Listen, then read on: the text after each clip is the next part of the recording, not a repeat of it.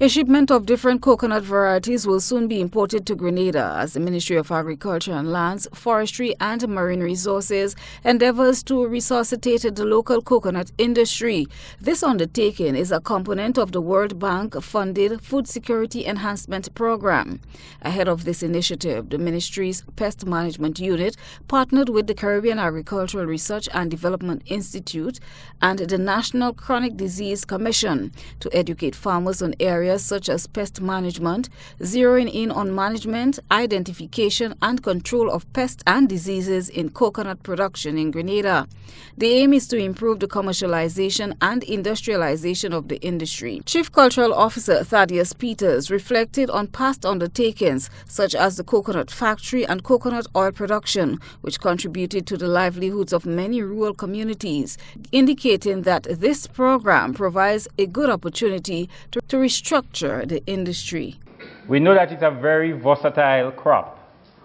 It can be interplanted. You can choose your system of planting. It can be interplanted.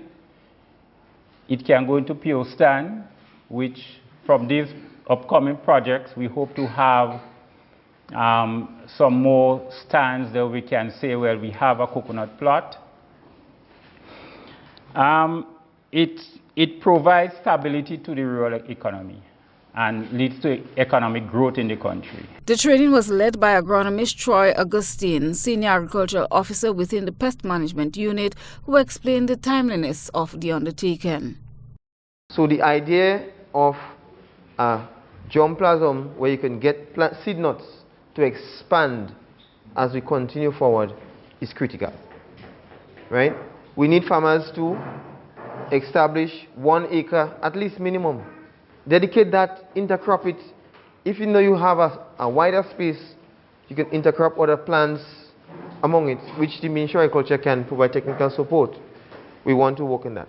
So here we are strengthening the capacity of coconut farmers and technical officers with improved and innovative strategies, care and management of pest and disease in coconut plots through farmers' field school training to move the sector forward through commercialization and agro-processing of coconuts.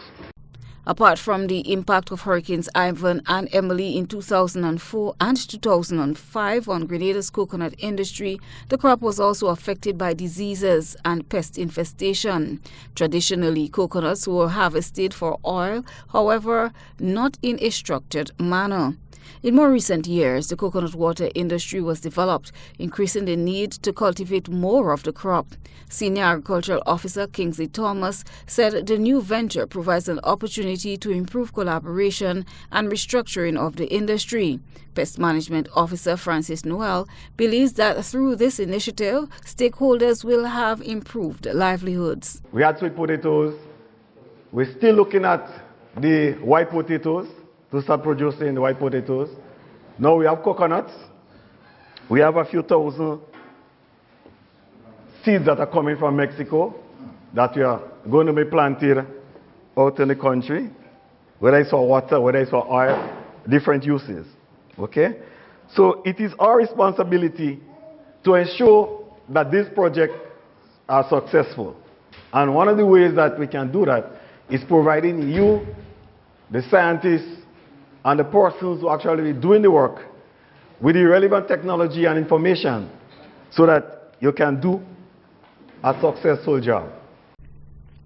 The one-day training provided participants with an understanding of the history of coconuts in Grenada from the 1970s and the ability to identify different varieties of coconuts grown in Grenada and their use, as well as an opportunity to observe and get familiar with ambrosia beetle, coconut weevil, and red ring diseases, which pose a major threat to the coconut industry.